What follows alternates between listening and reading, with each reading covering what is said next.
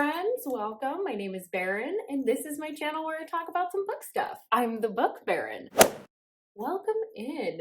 This is going to make me feel a little bit chaotic. I wasn't planning to film today at all. And adding to the chaos and mucking up my audio, I completely forgot to take off like an anxiety fidget spinner type of ring that I have, and you're gonna hear that clacking around throughout the video. I'm so sorry, I cannot edit it out. I've done as best I can. I also forgot to say Happy Pride Month, everyone! So I do have a few own voices LGBT romances on here, so hopefully you can find some new reads. Back to the chaos that is this video. In fact, I wasn't even sure I was going to do a June TBR at all because my library got hacked and it completely threw off all of my reading plans. I have no access to any of their digital content, no indication that they're close to coming to a resolution. So at the very last minute, I was scrambling to refactor my entire TBR because all the holds I was planning on getting are no longer coming. I also got a haircut that chopped off way more hair than I was anticipating, so I've been a little bit self-conscious about that. I don't like my nail color. There's a lot going on right now. Needless to say,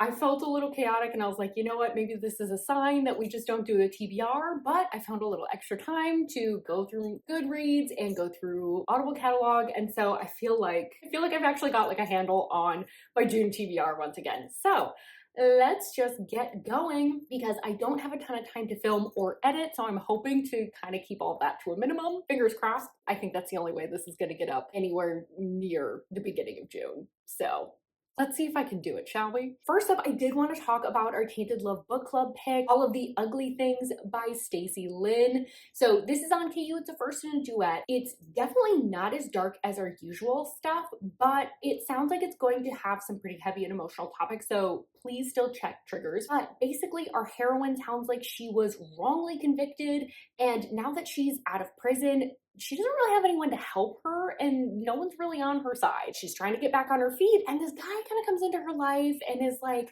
let me help you out. And she turns him down and he's like, okay, I'm not convincing this gal. I'm gonna send my son and hopefully he can convince her to take this help. So I think, from my understanding, the romance is between her and the son. So our live show is going to be over on Instagram. It's going to be hosted by Cynthia. Her handle is Kindle After Dark, and that'll be taking place Sunday, June 30th at 2 p.m. Pacific time. I think that's 4 p.m. Central and 5 p.m. Eastern time. I'm not very good with time zone conversion, so like don't hold me to it if I did it wrong. I know that 2 p.m. Pacific is correct though, so go based on that. I really hope that I see you all there. If you need any details, they are on my Instagram. I also have a post that's on the community tab here. Oof, this bucket hat is really just like shadowing my eyes. I feel like you can't see me right now. Whatever, we have to cover up the hair. We weren't planning to film, as I said, so bucket hat it is. All right, so now let's get into all of the books that I'm really hoping to read this month. I did lean pretty heavily on my Audible subscription for this TBR, so I feel like I might be pretty successful. I've had a lot of success with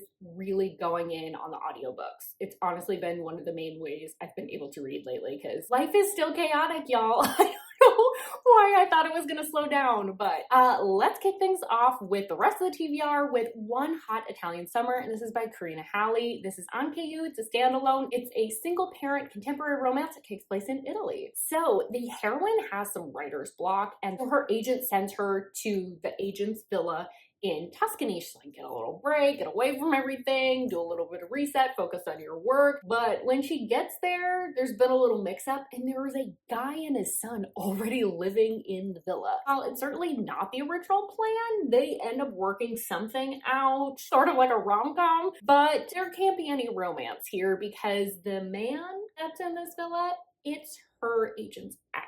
So why I want to read this one is because this has been on multiple summer TBRs for me to the point that when I see the cover, I cringe internally because I'm like, why haven't I read that already? And I'm really just craving some books that have that like summer travel energy. This really fits the bill. And so I'm like, you know what? Now's the time. Now's the time. I'm going to read it. Now that I also know that I have the audio through the Audible catalog, I feel like this is my sign to read it. Next up is Unscripted unscripted, and this is by J.R. Gray. On KU, it's the first in a series. It's an romance between two movie stars, and it's got a little mental health rep. I don't know how to pronounce this hero's name, so I'm gonna call him Q, because his name starts with Q, so that seems like an obvious nickname choice. But anyway, Q has become more and more famous over the years. He's lived the past couple of years as like the king of Hollywood, and right by his side has been his wife, the queen of Hollywood, who has seen him through the ups and downs and really knows like the true him behind the scenes. But she has asked for a divorce, and this upends his life, and he really becomes depressed. So he's like, what do I do? Throws himself into his work and is really escaping into the characters that he's playing. He ends up getting cast in a role where he's playing a queer character. He's just kind of like, is this really any different than playing any straight character? Agrees to take on the role. But as he is playing this character, he ends up finding a lot more comfort through his co-star than he really ever expected. And it's really forcing him to examine some parts of himself that maybe haven't been looked at. Why I wanted to read this one is because J.R. Gray is going to be at a book signing that I'm planning to go to. So I wanted to explore a little bit of their backlist. And I've been really craving some more like emotional, like heavy hitting books lately. And I think that this one where we're exploring identity and we've got some depression, I think this sounds like it's going to be like the perfect balance of both emotional, but also going to have that little bit of like escapism through like the Hollywood side of things. So I feel like this one is going to be a really good one for me. Next up is Escaping Conviction, and this is by Greer Rivers. This is on KU. It's the first in an interconnected series, and it's like a dark romantic suspense, kind of like mystery vibe to it. So Jason was in the military, but he's back in town, and he's really thinking a lot about the gal that got away from him, Jules. Unfortunately, Jules really sees him as the bullet she dodged because he just up and ghosted her. But she's moved on, and she's a very successful defense attorney. A skill set that it turns out Jason is going to need because his sister has gone missing, and he is their number one suspect. So Jules ends up taking him on as a client. She's like, he's just another client focused on the job, but she ends up becoming endangered herself. And that means that she needs to turn to Jason for a little bit of protection. So why I want to read this, this book I got through like a Stuff Your Kindle day or like something along those lines, but it's been sitting on my Kindle for quite some time. I've been meaning to read Greer Rivers in general for a number of years, and I just never seem to pick up her books. So I found this on the Audible Plus catalog, and I was like, I think it's finally going to happen for me. Plus, I do like that it's not only romance, but it's got a little bit of like mystery thriller feel to it, because I associate mystery thrillers with the summer. I think because a lot of the ones that I've read anyway are set in the sticky heat of summer. And so I feel like it's gonna give me a little bit of that like summer energy without being like a fully like beachy vacation type read. All right, next up we have A Whisper of Solace, and this is by Milena Mackay. It's a sapphic Hollywood romance. And it's got age gap because it's Milena Mackay. I also don't know how to pronounce this character's name. Nev? I guess we'll find out. But she is a top studio exec in Hollywood, and she finds herself in what she thinks is going to be like a fleeting entanglement with a rising star that's part of her studio named Audrey. A little bit concerned because they're sort of entangled in the workplace as well, that maybe this might endanger her public persona, but she's hoping that it holds. But it sounds like behind closed doors, she's feeling a little bit lonely because she's sort of known as an ice queen. So why I want to read this one, no one writes an ice queen like Milena Mackay, and she knows her strength is the ice queen, like rich, successful, mixed with like an age gap. Like she knows her formula and it works. So I really wanted to get more into her backlist, and also this cover, all of her covers are really good. This one really speaks to me for some reason. It just has that like melancholy feel that I really like. So I'm excited to read more from her. Next up, we have The Pieces We Leave Behind, and this is by Elle Mitchell. This is on KU. It's not part of a series, but it has like an associated prequel that's part of the same world, although the prequel you're supposed to read after this book.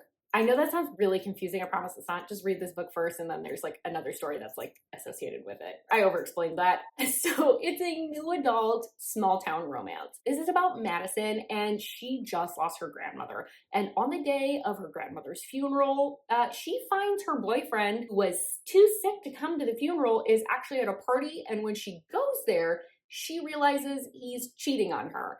And actually, sort of finds out that he's not only cheated on her this one time, but a lot of times. She, in a moment of grief and frustration, is like, I just need to clear my head. And she abruptly leaves her very like richy rich home in California to go hang out with her aunt who lives in this small town in Oregon that's like up in the mountains. And while she was just intending to clear her head and figure out what she wants to be her next move, she ends up meeting a guy there, and it turns out things are just getting more complicated. So I'm actually in the middle of this book currently, so I know I'm gonna read this one this month. I like this one because it's a slightly different version of a summer read, right? It's the sleepy small town in the mountains that has sort of like a tourism side of it because it's where everyone that has money have their cabins, but it's got like mountains and lake life that's like perfectly summer, but it's got the Pacific Northwest vibe, so it's like my version of summer. I'm really just like driving with the feel of this, even though I'm not like the biggest fan of small town typically. I've honestly just been on an Elle Mitchell binge and I can't stop reading her books. I don't know what it is about her writing, but she's one of the first authors that I've really found that just like gets me in my feels. She has a way of just like digging into the feeling side of things. It actually gets me in my feels rather than me having more of like a clinical bird's eye view feel of like, yeah, this objectively would be how someone would feel in that scenario. That makes sense. Like I actually am like in the story, like invested with the characters. It's like I'm always apprehensive going into her books. Like I don't know if I'm gonna like this setup, but I'm impressed every single time. I'm just hoping that this doesn't get too small town for me. So far, I'm liking the vibes. That's one that I will definitely be getting to. Next up, I have one that is from my priority reads for this year, Candy Coated Chaos by Charity B. This is on KU. It's the first in a series. I think it's called like the Sweet Treat series, and it follows the same characters throughout, so it doesn't have to be read in order. It's a dark romance, and it sounds like it's got some like drug addiction, like mental health types of themes. I actually don't know a ton about this book, and it's a little unclear from the description what this is about. My understanding is that there is some sort of connection between Alexander and Tavin, but Tavin's kind of got like some sad girl energy about her that for whatever reason Alexander's really captivated by. Despite not really fully understanding the extent of Tavin's troubles, Alexander is like determined to become part of her life. Unfortunately for Alexander, despite his enthusiasm, Tavin kind of sees Alexander as a little bit of a temporary escape. She's not taking it very seriously, intends this to be a one-night stand. But as their relationship deepens, Tavin has to acknowledge that it's actually growing deeper, at the same time knowing that this relationship probably is not gonna last. So I want to read this one because it's a priority read. I really love Charity B's writing. She just has this way of writing things that are very like steady plotting wise, and I feel like her characters and circumstances are really well thought out. So, like everything feels like it could be real, even though like a lot of her stuff is kind of out there sounding.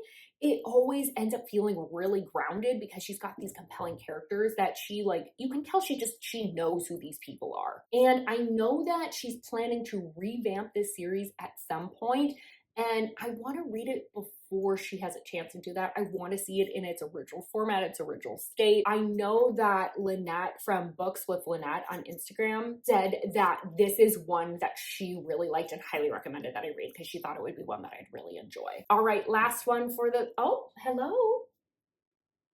Mr. Double Ear Infection is coming to join us for a little bit. So the last book that is on my TBR for this month is Don't Leave Me, and this is by Eden Emery. So this is part of the Club Petal series, which I think is supposed to be like sort of a spicy club. I don't know how much of a role it plays though. So it's like a dark sapphic romance. It sounds like it's supposed to be a little bit toxic. It's got some second chance, forced proximity, stepsisters, maybe some suspense. I've heard there's like a organized crime element to some of these. I don't know how much this one is into it, but regardless, Ah, yes, the audio issues doth continue. So you're gonna start hearing some crunching noises now. That is Kevin, and he's eating his dinner because apparently now was a great time to do so. Okay, sorry about that.